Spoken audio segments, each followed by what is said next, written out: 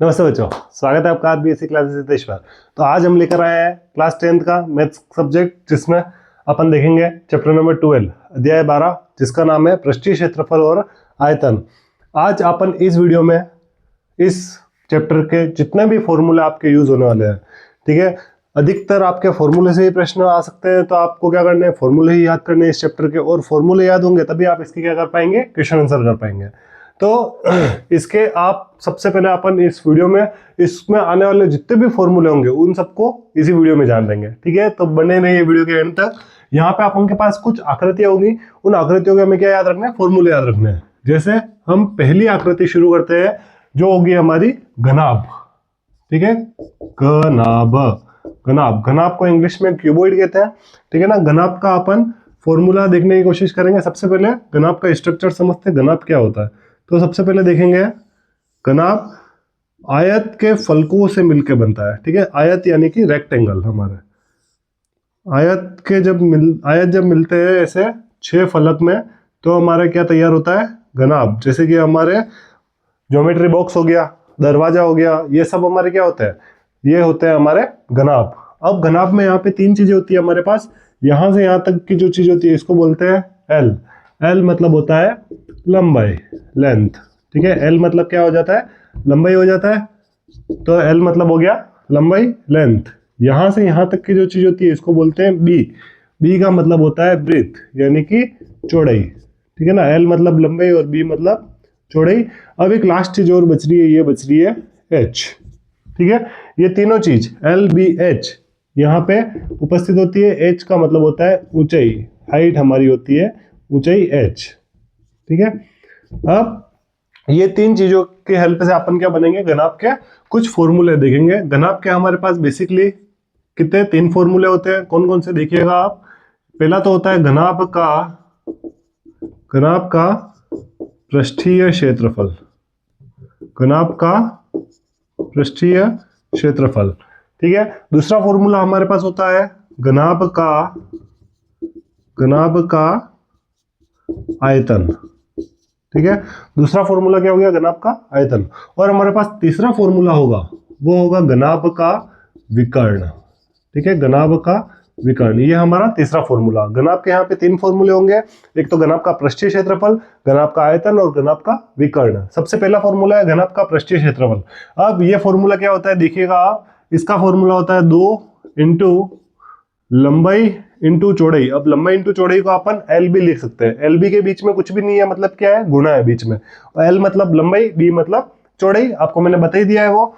तो 2 इंटू लंबाई इंटू चौड़ाई प्लस चौड़ाई इंटू ऊंचाई को भी क्या लिख सकते हैं, B into H plus H into L, ठीक है ना। इसको याद रखने की क्या ट्रिक है, ये देखना यहाँ पे शुरू में, एल बी एच, ये 3 चीजें हैं हमारे पास। सबसे पहले एल बी का गुणा, फिर बी एच का गुणा, फिर एच एल का गुणा, ठीक है ना। ऐसे आप इन तीनों का गुणा करके इनको प्लस करेंगे और फिर लास्ट में 2 से गुणा करेंगे, तो हमारे को क्या मिल जाएगा, घनाभ का पृष्ठीय क्षेत्रफल मिल जाएगा। फिर देखेंगे घनाभ का आयतन। घनाभ का आयतन क्या होता है, L into B into H, L into B into H, यानी कि लंबाई इंटू चौड़ाई इंटू ऊंचाई। जब इन तीनों चीजों को गुणा किया जाता है तो हमें क्या मिल जाता है, घनाभ का आयतन मिल जाता है। फिर देखेंगे घनाभ का विकर्ण। घनाभ का विकर्ण का फॉर्मूला क्या होता है, देखिएगा आप, अंडर रूट के अंदर L square plus B square plus H square, ये हमारे होता है घनाभ के विकर्ण का सूत्र। घनाभ के यहाँ पे बेसिकली 3 फॉर्मूले होते हैं जो अपन ने देख लिए हैं।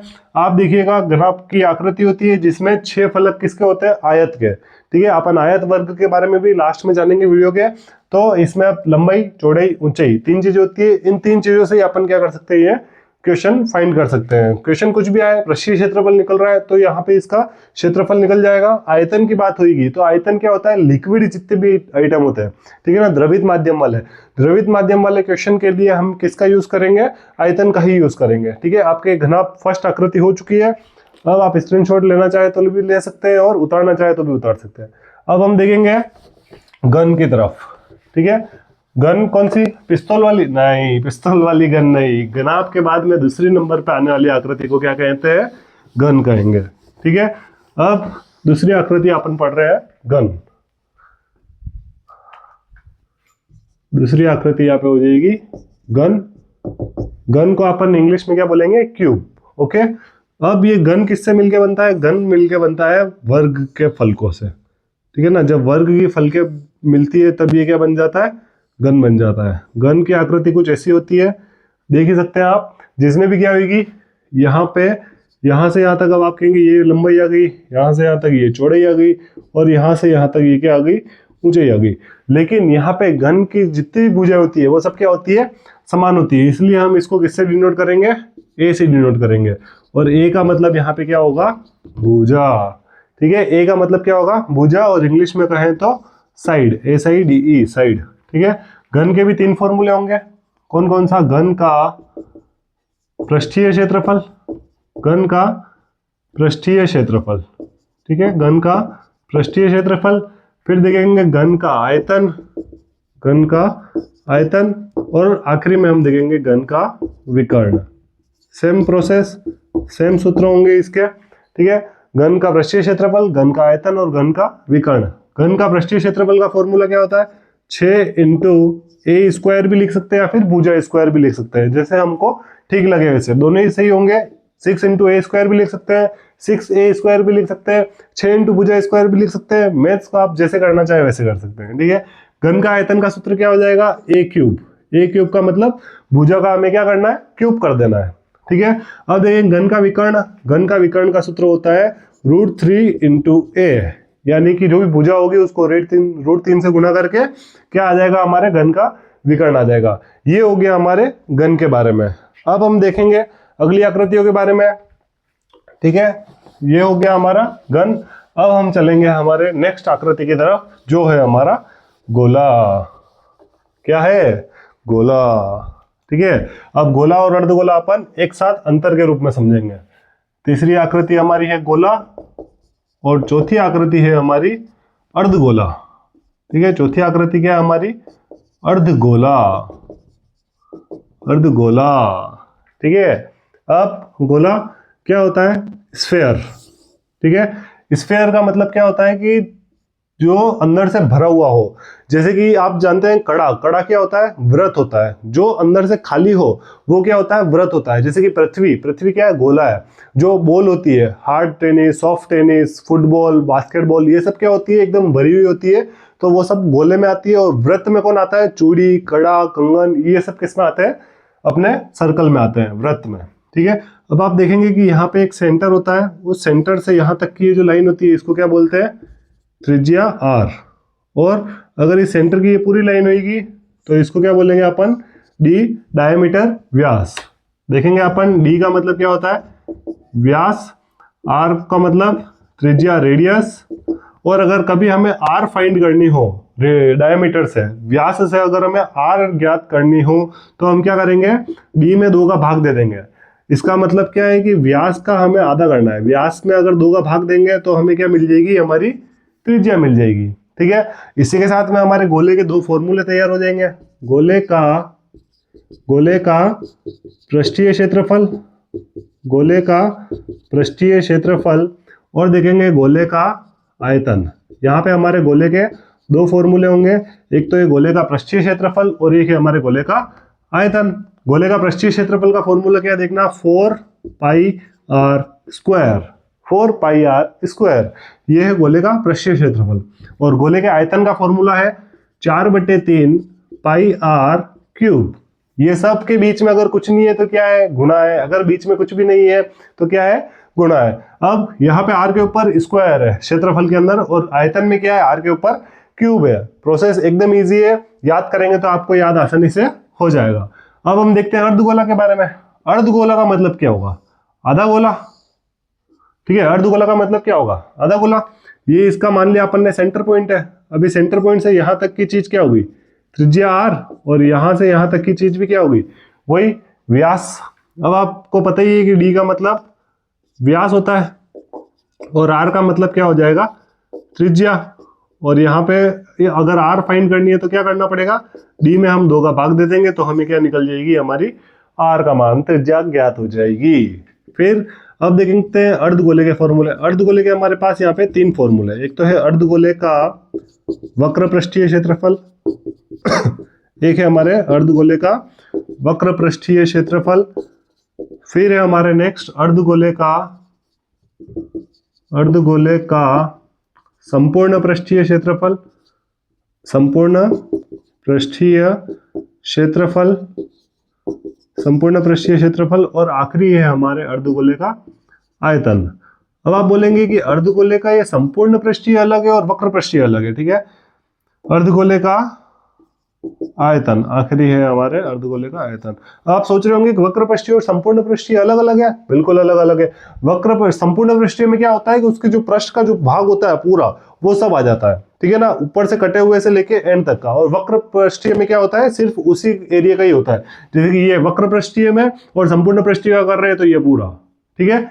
अब फॉर्मूले देखेंगे तो अर्धगोले का वक्र पृष्ठीय क्षेत्रफल का फॉर्मूला होता है 2πr², ठीक है। संपूर्ण पृष्ठीय में देखेंगे तो क्या हो जाएगा 3πr², ठीक है। और लास्ट हो जाएगा हमारे अर्धगोले का आयतन 2/3, इसी को बट्टे में लिख लेना, और πr3, आयतन में मैंने बताया क्यूब आएगा। अब यहाँ पे आपको पाई एक नया शब्द दिख रहा होगा, ठीक है ना। पाई क्या होता है, आप देखना, आप पाई से हमने आंसू बहाए, पाई से कीमत जोड़ी है, पाई, ठीक है। पाई क्या होता है, देखना, पाई का एक पर्टिकुलर मान होता है मैथ्स के अंदर, जो होता है 22/7। कई बार क्या होता है कि आपको क्वेश्चन में कुछ भी नहीं दे रखा हो तो आपको पाई का मान 22/7 रखना है, दे रखा हो तो 22/7 भी दे रखा हो सकता है, या फिर इसका एक पॉइंट वाला मान होता है 3.14, ये भी दे रखा हो सकता है, ठीक है। तो आपको दोनों में से कोई भी एक मान रखना पड़ सकता है। बस आप ये याद रखिएगा कि आपको अगर कोई मान दे रखा है तो आपको वही मान रखना है, नहीं दे रखा है तो आप कुछ भी रख सकते हैं। ज्यादातर आप 22/7 रखेंगे तो आपके क्या होगा, ये इजी और आसानी से हो जाएगा, ठीक है। अब गोला और अर्धगोला ये भी हमारे हो चुके हैं, आप स्क्रीनशॉट ले सकते हैं फॉर्मूले के। अब हम देखते हैं हमारे दो मेन आकृतियां और बच रही है इस चैप्टर की, जो क्या है आपको पता ही होगा, क्या है, बेलन और शंकु, ठीक है। क्या है दो आकृतियां, बेलन और शंकु। अब बेलन और शंकु का अपन वापिस से अलग अलग समझेंगे, क्यों, क्योंकि इनके फॉर्मूले थोड़े से अलग भी है और बड़े भी है, ठीक है। तो सबसे पहले हम 5वें आकृति पे देखते हैं बेलन। बेलन क्या होती है, बेलन वही जो मम्मी मारती है, बेलन घुमा के, ठीक है। बेलन मतलब क्या होता है, सिलेंडर। हमारे मैथ्स की एक 5वीं आकृति है ये बेलन, जिसको इंग्लिश में क्या कहते हैं, सिलेंडर। देखिएगा आप, बेलन कुछ इस आकृति का होता है, जहां पे हमारे पास क्या होते हैं, दो वृत्त होते हैं, इनके आधार किसके होते हैं, वृत्त के होते हैं। यहां से यहां तक की इसको ऊंचाई को, ये क्या होती है, हमारी एच होती है, ठीक है। इस केंद्र से इस केंद्र तक की, और यहां से यहां तक की ये जो आर, ये जो चीज होती है, ये क्या होती है, हमारी त्रिज्या आर होती है। अब आर तो आपको पता चल ही चुका है, आर मतलब त्रिज्या, और एच आपको यहाँ पे क्या दे रखी होगी, ऊंचाई दे रखी होगी। कहीं जगह मान लो आपको बेलन के अंदर भी क्या दे रखा हो सकता है, व्यास दे रखा हो सकता है, ठीक है ना। बेलन का व्यास अगर ये है, ये आपको दे रखा हो, तो आपको क्या करनी पड़ेगी, त्रिज्या ज्ञात करनी पड़ेगी। तो त्रिज्या कैसे ज्ञात करेंगे, मैंने आपको बता ही दिया है। डी में जब 2 का भाग देंगे या फिर डी का आधा करेंगे, व्यास का आधा करेंगे, तो हमें क्या मिल जाएगी, त्रिज्या मिल जाएगी। फिर इसके बाद में आप देखेंगे बेलन के सूत्र। बेलन के क्या क्या सूत्र है, देखना, बेलन के हमारे पास 3 सूत्र है। पहला है बेलन का, जैसे हमारे अर्धगोले के थे ना, सेम टू सेम वैसे ही यहाँ पे भी 3 सूत्र है। बेलन का वक्र पृष्ठीय क्षेत्रफल, बेलन का वक्र पृष्ठीय क्षेत्रफल। दूसरा है हमारे बेलन का संपूर्ण पृष्ठीय क्षेत्रफल। दूसरा सूत्र क्या है, बेलन का संपूर्ण पृष्ठीय क्षेत्रफल। और आखिरी है हमारे बेलन का आयतन। हमारे यहाँ पे 3 मेन सूत्र है बेलन के। पहला तो है वक्र पृष्ठीय क्षेत्रफल, जो होता है 2πRh, ठीक है। बेलन का वक्र पृष्ठीय क्षेत्रफल 2πRh, किसी के भी बीच में कुछ भी नहीं होता, क्या होगा, गुणा होगा, यानी कि 2 × पाई × r × h, जो भी मान हो आप इसमें रख देना, आपके आंसर आ जाएगा। फिर अपन देखते हैं बेलन का संपूर्ण पृष्ठीय क्षेत्रफल 2πr ब्रैकेट में h + r, 2πr ब्रैकेट में h + r, ठीक है। और आखिरी आयतन का फॉर्मूला हो जाएगा हमारे πr²h। ये हमारे 3 मेन फॉर्मूले हैं। ये यहाँ पे हमारे बेलन के भी 3 सूत्र कंप्लीट होने के बाद में बेलन की आकृति भी यहाँ पे कंप्लीट होती है। बस आप याद ये रखिएगा कि अगर आपको कभी बेलन के अंदर आधार के बारे में जब बात की जाए, ठीक है ना, तो आधार इसका क्या होता है, इसका आधार, बेलन का आधार बेलन का आधार क्या होता है? वृत्त होता है। ठीक है, अब वृत्त के बारे में भी हमें जानकारी लेनी पड़ेगी, तो हम वृत्त भी देख ही लेते हैं यहाँ पे साथ का साथ। सबसे पांचवी आकृति होगी, छठी आकृति हम शंकु को थोड़ा सा और बाद में पढ़ के वृत्त को पढ़ लेते हैं पहले। ठीक है, वृत्त, वृत्त क्या होता है? सर्कल होता है, आपको बता ही दिया है। सर्कल कैसा? अपने जो चूड़ी होती है, ठीक है ना, चूड़ी कड़ा ये जो होते हैं, कंगन, ये सब क्या होते हैं? वृत्त होते हैं, जो एकदम अंदर से खोखले हो या खाली हो। ठीक है, ये देखना आप, यहाँ से यहाँ तक की चीज त्रिज्या होगी, और अगर इस पूरी रेखा की बात करें तो यहाँ से यहाँ तक ये क्या होगा? व्यास। यानी कि d बराबर यहाँ पे भी क्या दे रखा होगा? व्यास, और r बराबर त्रिज्या। अगर हमें r का भी ज्ञात करनी है तो क्या हो जाएगा? r बराबर d/2। ऐसे हम व्यास का आधा करेंगे तो हमें त्रिज्या मिल जाएगी। और वृत्त के भी यहाँ पे दो सूत्र होते हैं, याद रखिएगा। वृत्त की परिधि, ठीक है ना, एक सूत्र क्या होता है? वृत्त की परिधि जो होता है हमारा 2πr, यानी कि 2 × पाई × r।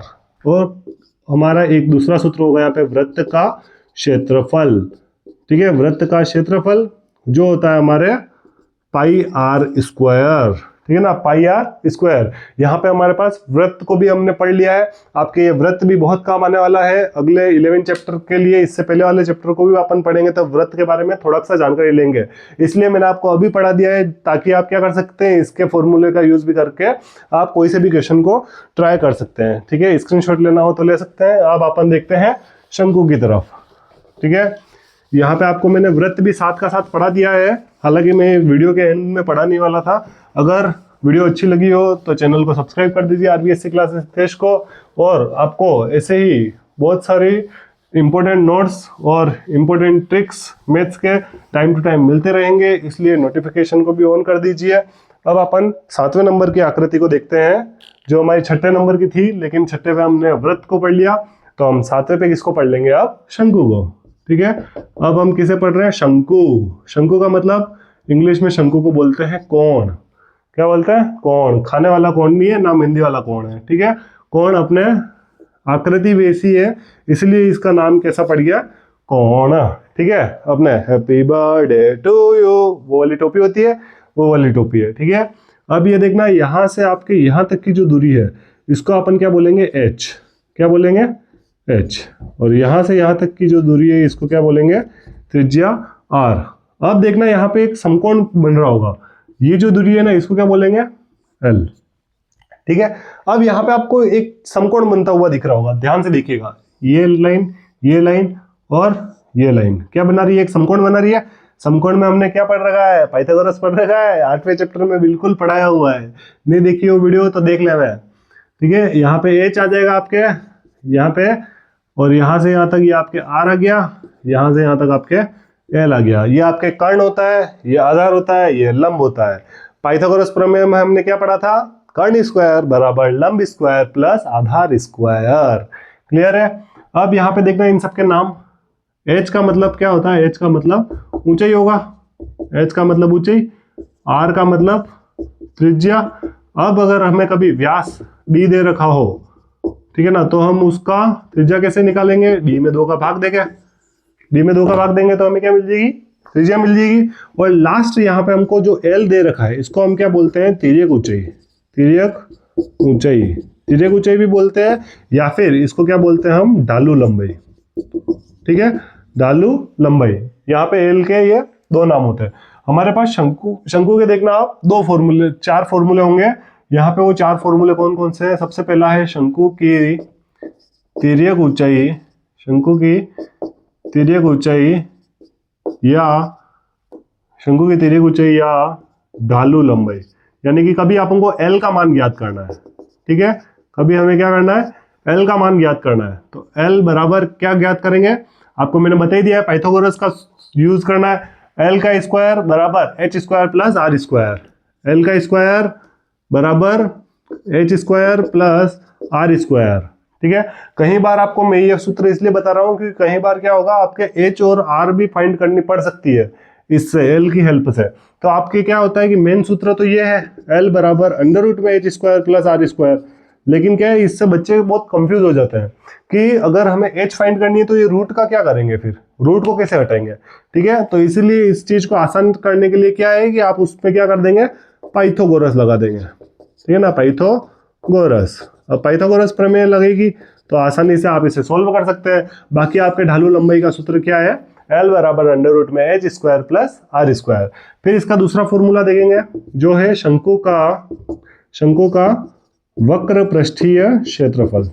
शंकु का वक्र पृष्ठीय क्षेत्रफल जो होता है हमारा पाई आर एल। क्या होता है, पाई आर एल, यानी pi into L into R, ठीक है। फिर देखेंगे शंकु का वक्र के बाद में क्या आ जाएगा, शंकु का संपूर्ण पृष्ठीय क्षेत्रफल।